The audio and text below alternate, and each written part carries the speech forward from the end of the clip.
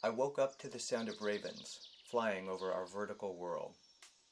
My eyes opened slowly, taking in the tall trees above me through the transparent mesh of the tent. Two large birds moved languidly through the still morning sky. Matthew rustled contentedly beside me, eyes still closed.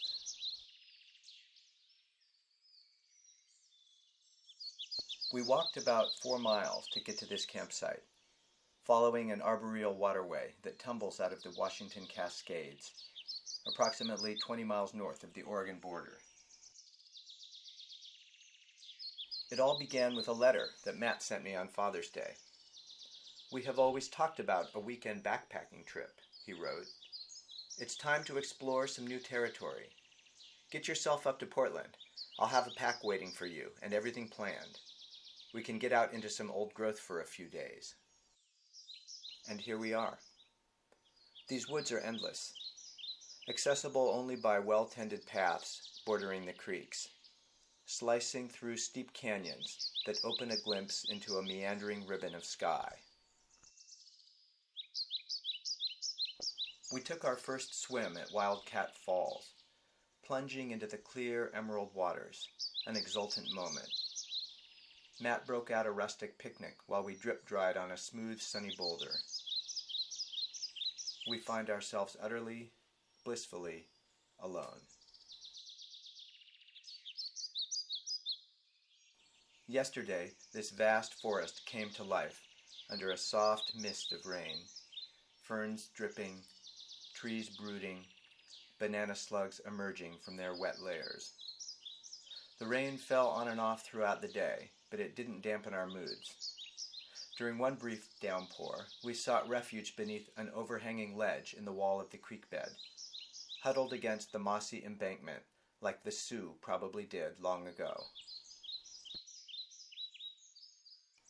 By nightfall, the rain had passed, and we fell asleep to the sound of an occasional large drop spelunking onto the canvas above our tent, shaken from the treetops by the last breath of the storm. I fell asleep with Matt's words ringing in my ears, recalling the Father's Day letter that had put this journey in motion. "It's striking how much of you I see in myself," Matt wrote.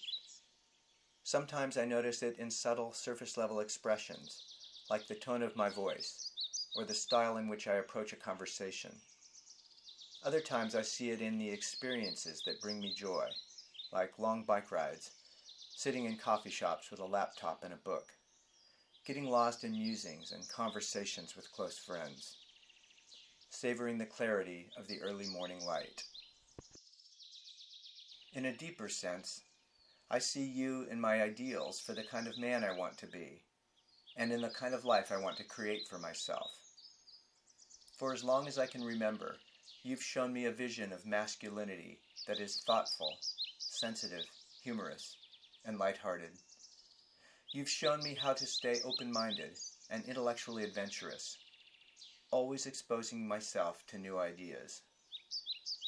And you've shown me how to cultivate not just the mind, but also the body and spirit, always in pursuit of a more balanced and holistic life."